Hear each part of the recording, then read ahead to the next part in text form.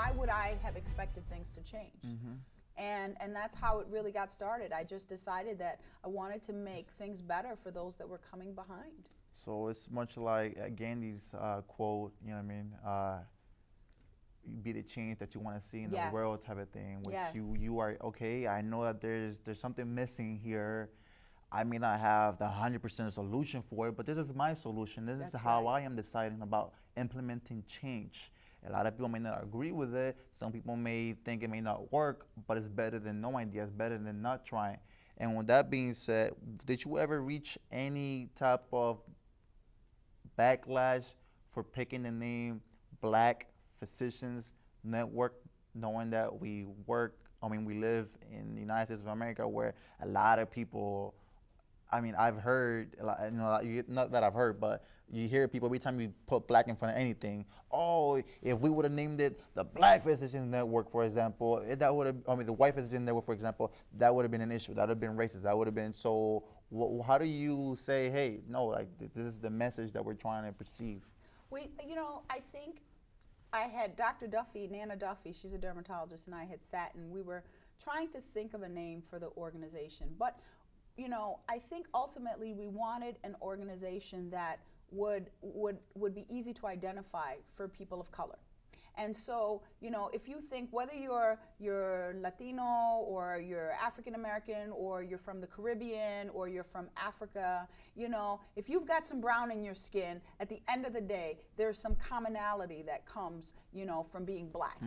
And, when people go to discriminate against you, I always tell people, if you are from another country and you're white, or you walk into a room, they have to talk to you to find out you speak a different language, or maybe you have a different sexual orientation or something. But when you're a person of color, right there, the door is closed. Someone may choose to not even engage you because they see the color of your skin. As far as going back when the Bank of America got caught, or a couple banks got caught, because when you fill out the black box, all of a sudden you were getting higher interest rate. That's right. For your color. That's right. And there are lots of challenges that people of color face. And so we thought, what? We want a place where people who phenotypically, meaning you have some kind of black somewhere in you, could come and get support to make it through the challenges that they're going to face, some encouragement to overcome the adversity that they may have to deal with. Just a place to bring everybody together, the strengths that everybody brings for the betterment of the community.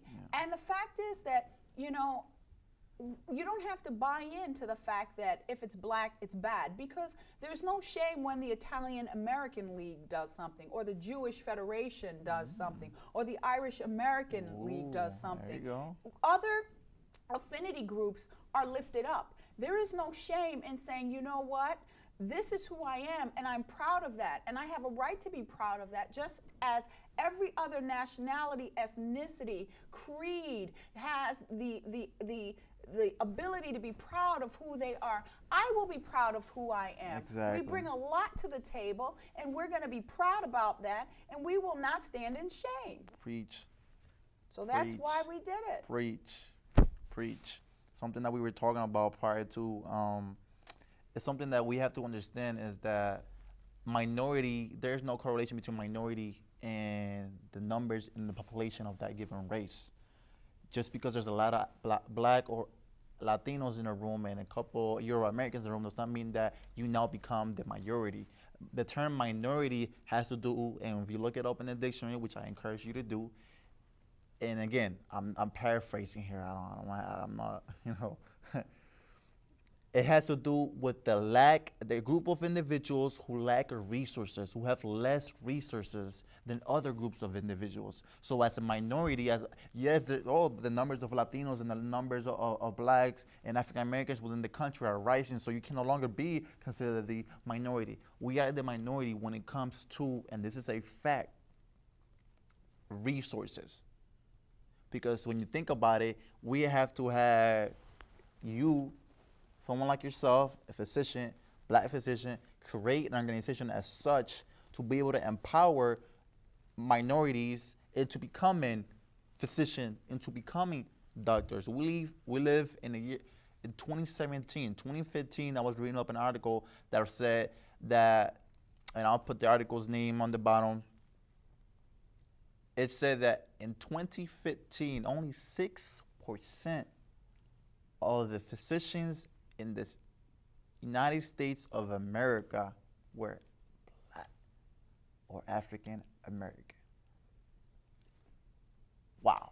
Only 6%. We were talking, what's the number of the population in the United States?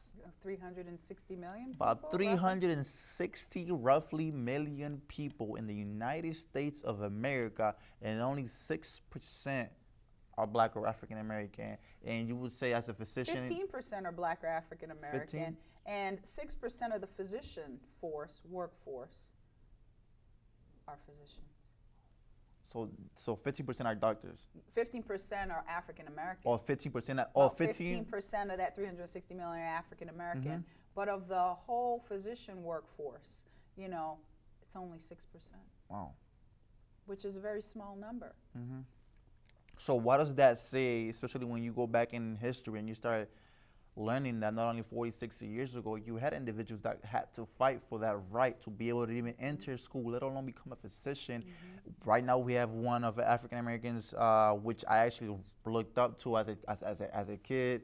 Read his book, Ben Carson, a Republican in the Trump administration, and I'm gonna leave it at that. Yes. But I admire him, and as I read his story and I read his book, a young individual who was just smart, and he was able to do something that has never been done before. Mm-hmm.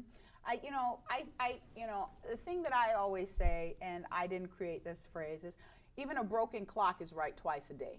Mm-hmm. And I feel that we can learn from everyone, every single person, whether you agree or disagree with their point of view. And I think it's just important that we take the time to say, what's our vision?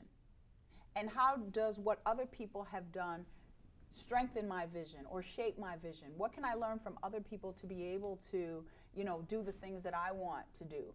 He's a neurosurgeon, and we have 2 Black males right now in neurosurgery residency here in this town, and their stories are fascinating.